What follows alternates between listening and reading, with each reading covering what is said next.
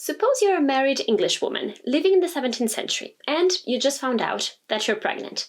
What should you do? What should you buy? How should you organize everything? What should you read? Much like contemporary parents, early modern people too worried about how to have a smooth pregnancy and delivery, not to mention postpartum recovery and infant care. So, how did they go about doing that?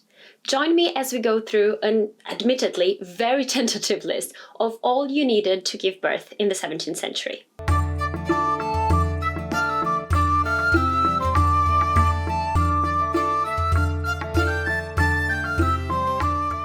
Hello, lovely history fans. I'm Dr. Julia Martins and I'm a historian of gender and medicine. I study how the body was understood in the past and how that shapes the present. So, let's dive into the world of early modern childbirth. Just a caveat, I'm talking about an average English family composed of a married woman and man of middling social status. So think of the husband as a yeoman or a merchant. The things listed here would usually follow this order, but each community and family had specific practices. And like all lists, this is non-exhaustive, non-comprehensive, but should give you an idea of what life was like for new parents at this period. Number 1, confirming the pregnancy and spreading the news. Childbearing was considered an obligation for married women, and avoiding conception, well, hello, pancake, nice to see you, was seen as a sin. But first things first, how would you know you were pregnant anyway? Unlike today, a missed period was not usually thought to automatically indicate pregnancy. There were many possible medical explanations for it, and it wasn't rare for people to stop menstruating during harsh winters or periods of famine due to malnutrition. So it wasn't until quickening that pregnancy was confirmed, and quickening was the moment when fetal movement could be felt for the very first time. From then on, people could announce the news, often with great joy. Number 2, engaging a midwife. So most people lived close enough to a midwife to have her help with the delivery. For the ones living in cities, there was a choice of practitioners. Friends' recommendations, price, availability, and reputation were all considered when the midwife was hired, with both female and male networks being used to secure the most renowned midwife, especially for wealthier families. Sometimes, even more than one midwife was hired. Surgeons, though, were usually only called on emergencies, and physicians and men midwives were only gradually starting to enter the female world of childbirth. Most midwives were respected and well regarded in their communities. They tended to undergo lengthy apprenticeships with other midwives, and they were usually married women or widows with children themselves. They could be licensed by the church, but many practiced without a license. In any case, though, it was believed that they should be God-fearing, good women. From a social point of view, most midwives fell in the middle of the socioeconomic scale. They were married to barbers, apothecaries, yeomen, tradesmen, or craftsmen. Their fee usually varied depending on how wealthy the families that they were working for were. But many midwives were known to attend to poor women for free. Number 3, hiring a nurse. Now, if you have children, you know how important it is to have help, especially in the early months. And just like today, friends and family could and did help. However, it was also very common for a temporary nurse to be hired to help around the house for the month following the delivery. She could help take care of the baby and the mother, but her main role was to perform the domestic duties left unfulfilled by the one who had just given birth. And just like midwives, hiring these nurses depended on social class and the family's budget. But we know that even families of low social status could hire someone to help them, at least for a few weeks. Isn't Pancake the cutest? Number 4, inviting the gossips. Okay, so after you've told people the news and probably hired a midwife and a nurse, this is actually a fun task. In the final months of the pregnancy, the expectant mother would issue invitations to her female friends, relatives, neighbors, to attend her birth as her gossips or godsibs, siblings in God. The expression came from their participation in baptisms, but it came to encompass the female support in childbirth and lying in general. It was only later that it became a pejorative term to invoke idle chatter. And it's not a coincidence that this happened with the medicalization of childbirth, when medical men started to take over from midwives. But that's a subject for another video. Anyway, the pregnant person might be pressured into inviting, someone because of social connections and expectations, such as the women from her husband's family, her mother-in-law.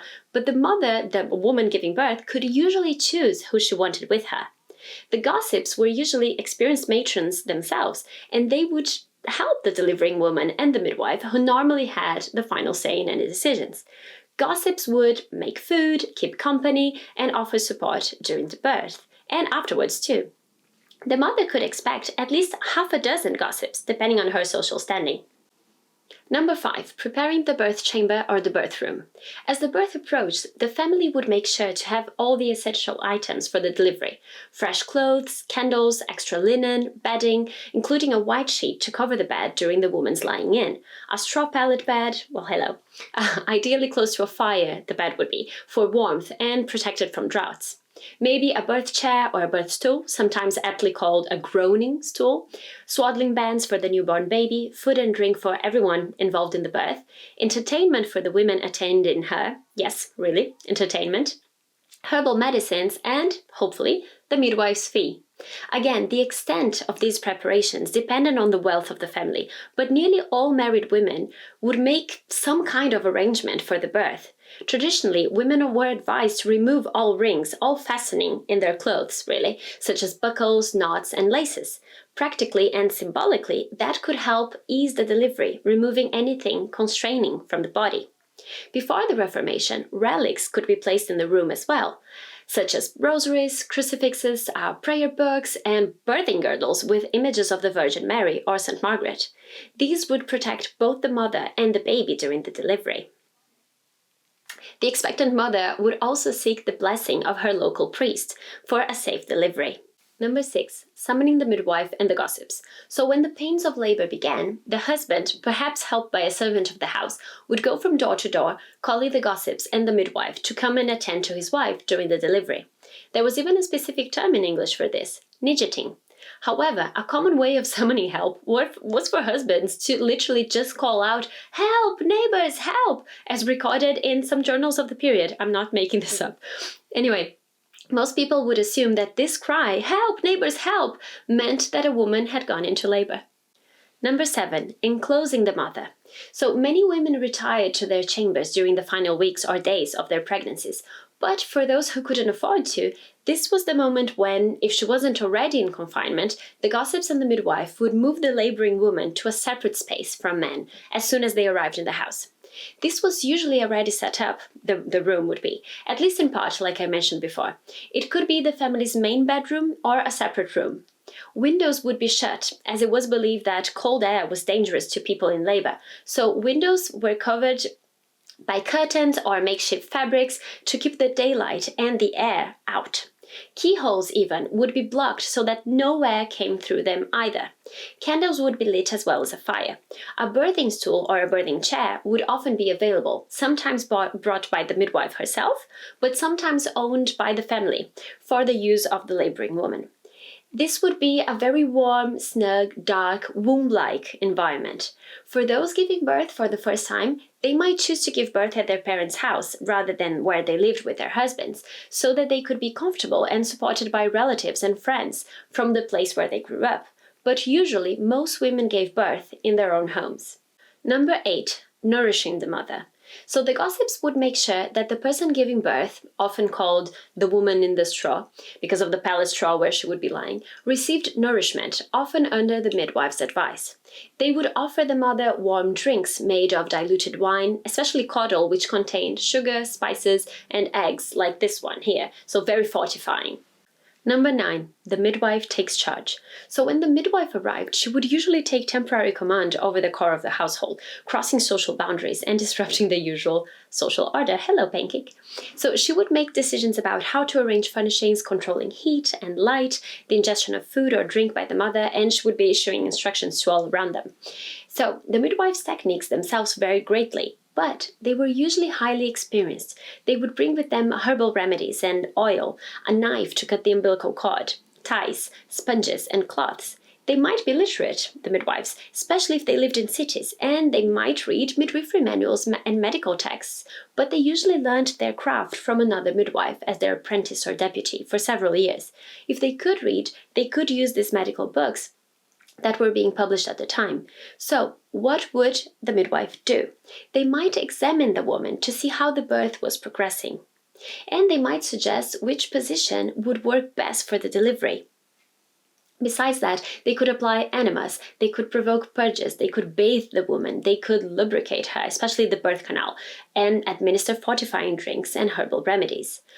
And keep in mind, midwives were usually the only ones who would touch the mother's private parts, and it was expected that they would keep their hands clean and free of rings and the nails very much trimmed. Number 10, dealing with pain. So in the Old Testament, there's a passage in which God's punishment of Eve is outlined. It goes something like this.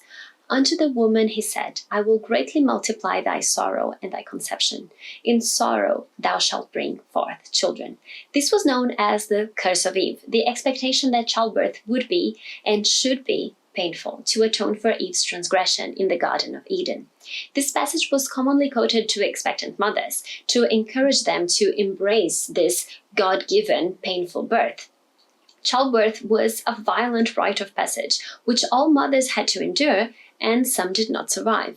Whether the pain was spiritual or natural in origin, though, there were many ways midwives knew to alleviate pain and to speed labor, from special prayers and incantations to sympathetic magic and herbal remedies. These usually included salves and ointments of cyclamen, roses and lilies, and later even laudanum and opium. Relics and icons of saints such as St. Margaret and the Virgin Mary were also common during childbirth, though they were officially forbidden after the Reformation. Number 11, delivering the baby. So the delivery itself could be kneeling or on all fours on a birth chair, standing up or lying down. Midwives could also manually remove the placenta after the birth if so needed. And if the baby was unresponsive, it would be the midwife who would also probably be the one to revive it.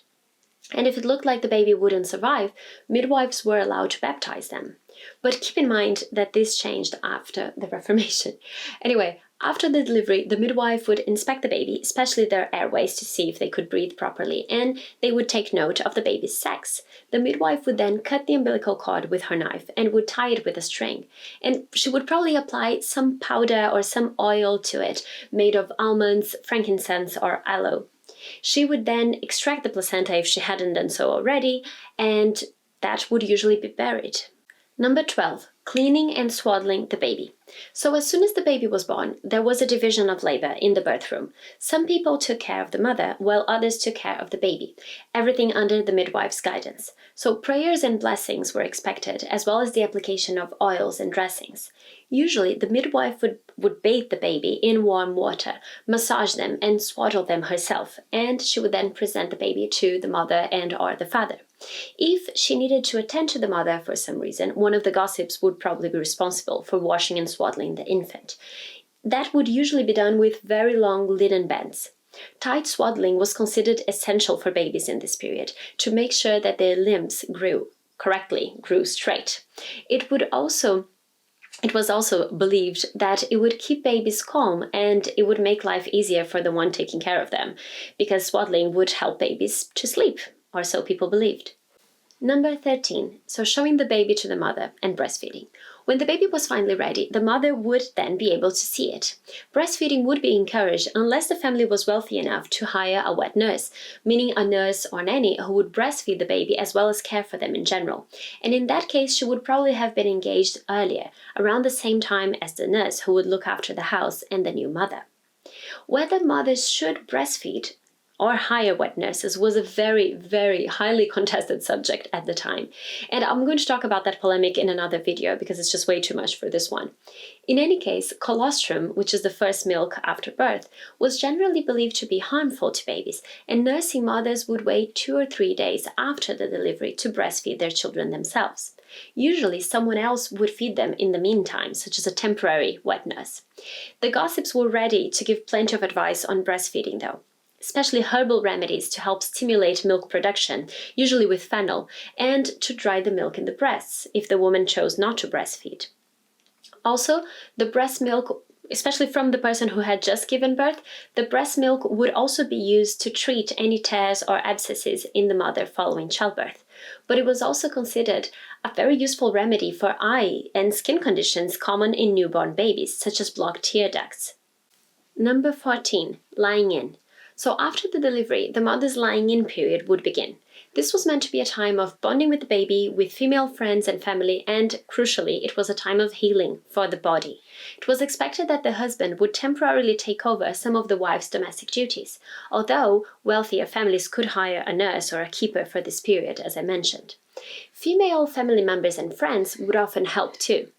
The person who had given birth was supposed to be at home, not attending church, abstaining from both wifely duties, caring for the household and family members, and engaging in sexual relations with her husband.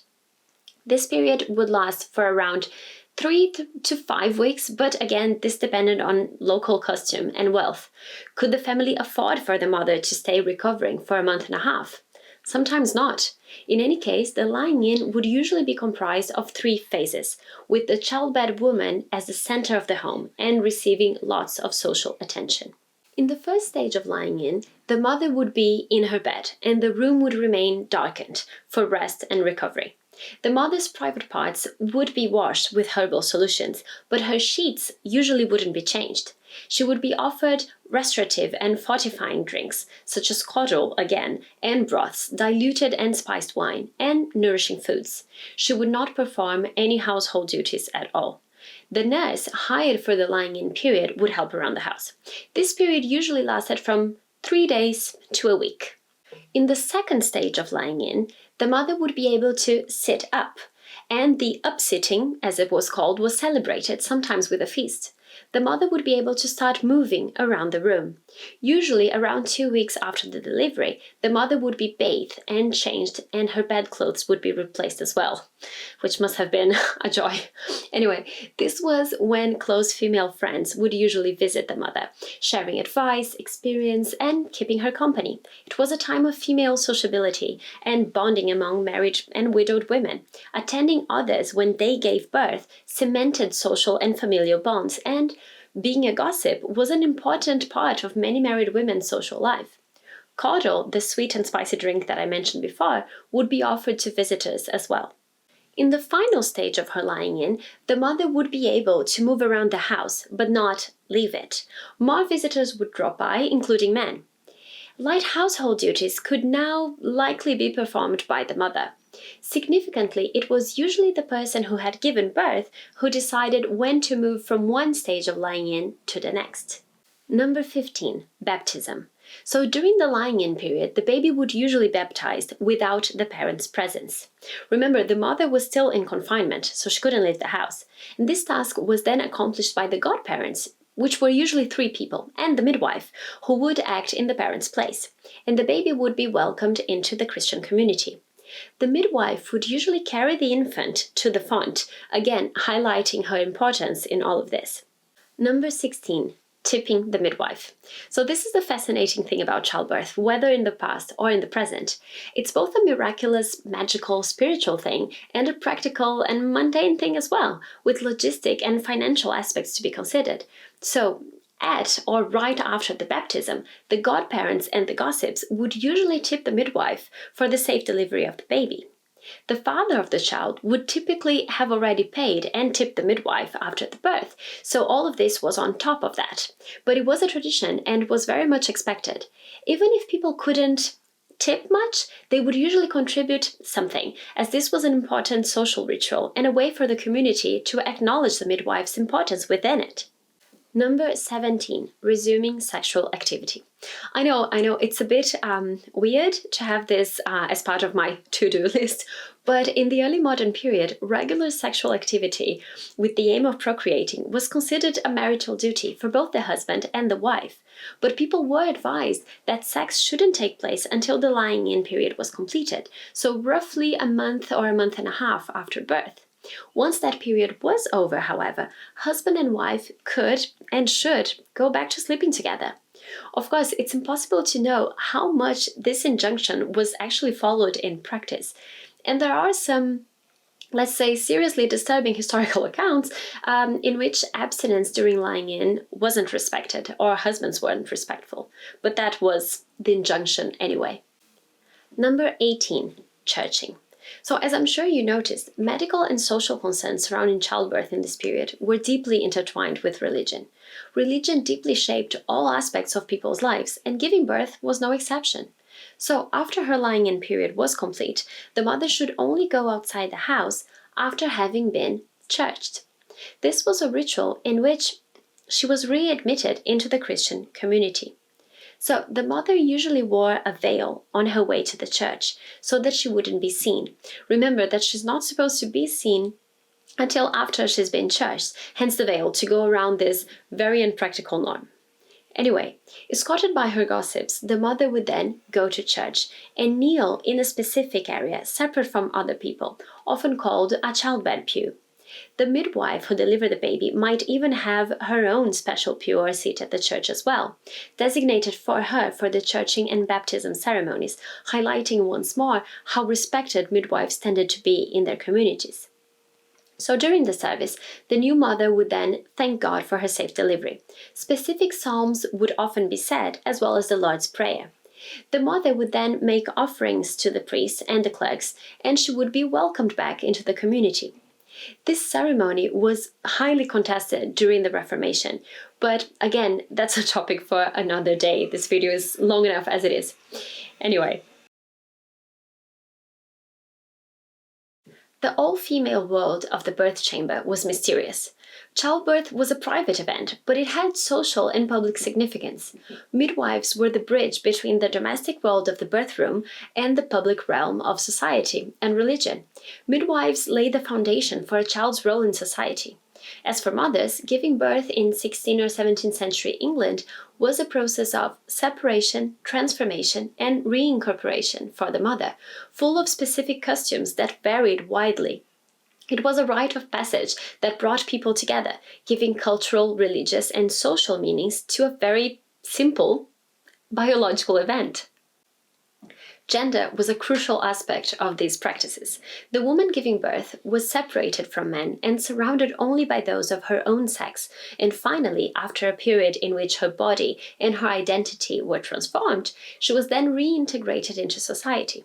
Few men had access to the secret world of the birth room or even knew what happened within it.